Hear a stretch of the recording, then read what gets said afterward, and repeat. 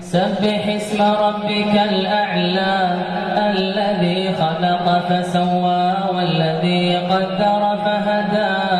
والذي أخرج المرعى فجعله غثاء أحوى سنقرئك فلا تنسى إلا ما شاء الله إنه يعلم الجهر وما يخفى ونيسرك لليسرى فذكر إن نفعت الذكرى سيذكر من يخشى ويتجنبها الأشقى الذي يصلى النار الكبرى ثم لا يموت فيها ولا يحيا قد أفلح من تزكى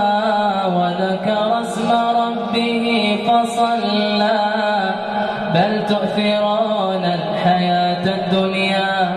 والآخرة خير وأبقى إن هذا لفي الصحف الأولى صحف إبراهيم